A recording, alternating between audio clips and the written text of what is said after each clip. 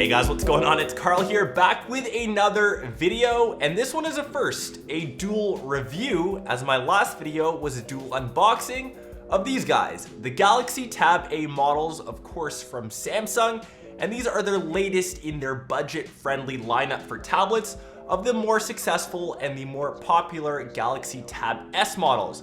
We've got naturally two, the 8-inch as well as the 9.7. This one is fairly more expensive. I think it's 150 bucks if I can do my math right, more expensive.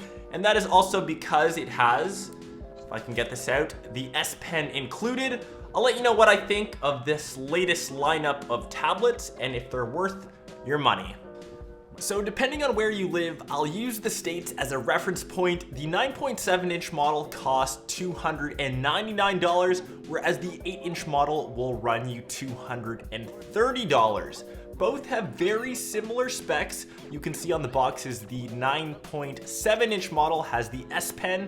They both are in smoky titanium and only have 16 gigs of onboard storage.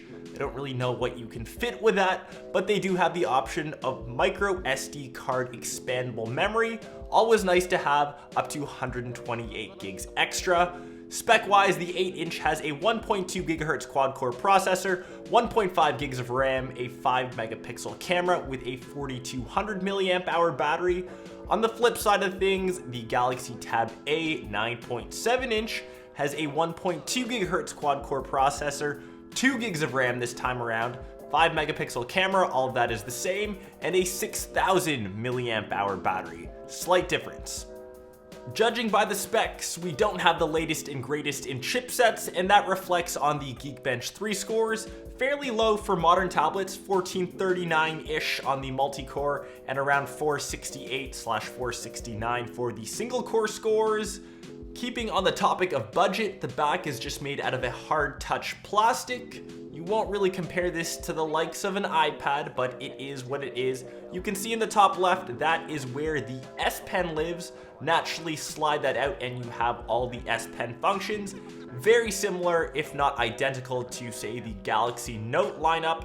Pressing the button, we have all the different commands. For example, choose an area to select, save it as a screenshot, and if your heart desires, send that off to all of your friends. Getting back to design features, as I said, it won't compete with the likes of the iPad. This is the iPad Air 2, and that is the king, or I'll say the gold standard of tablets. It's beautifully made, mostly made out of aluminum, beautifully crafted. The Galaxy Tab A models, on the other hand, aren't as beautifully crafted, doesn't feel as premium and sturdy in your hands, naturally isn't thinner, and even things like speaker grill cutouts aren't as premium. That's of course to be expected. Button layout, we've got the standard Samsung fashion, the physical home button in the middle, we've got the multitasking button on the left, and the back button on the right, and those are touchscreen or touch sensitive. It is running Android Lollipop 5.0 out of the box, and as I've mentioned with previous reviews of the Galaxy S6 and S6 Edge, this version of TouchWiz is one of my favorite iterations.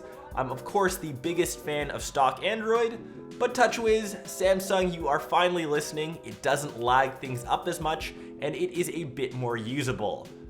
Naturally, as this is a tablet, you can use it in landscape mode, watching YouTube videos, regular videos, any sort of media. I found it to be fairly pleasant, but the bezels on the Galaxy Tab A's, way too big. Come on Samsung, let's get those thinner for the next generation. Using the Galaxy Tab A models for gaming, I found it to be pretty adequate. Almost every game that I threw at it, it would run perfectly.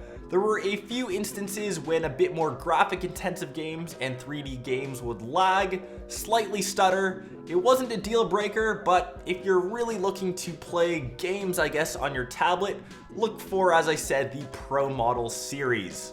Overall, I was fairly impressed, but the number one thing that caught my eye and something that you should definitely consider is the screen resolution. At only 1024 by 768, everything seems pixelated and chunky, especially on the 9.7-inch model. In my opinion, that is a deal breaker.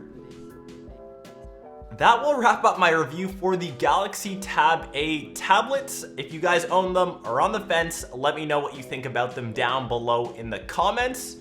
I'm not too sure. I think I prefer the Galaxy Tab S models. I like the higher screen resolution on those. These ones are budget friendly, but I feel if you're spending this much money, invest that much bit extra to get the Galaxy Tab S, or even switch over to iOS and grab an iPad. Once again, personal opinion, let me know what you think down below in the comments. Super pumped for this weekend since it will be the first time I am vlogging. I'm gonna try that out. I don't know if you wanna see that on the channel. I've been coming up with a couple of ideas. I wanna get it out there, so give me your feedback when you see my vlog on Sunday, I'll say. That will be my first official one. If you like this video, naturally, smash that like button. Be sure to subscribe to the channel, as who wouldn't wanna see, I guess, me vlogging. Maybe not too many of you. Peace.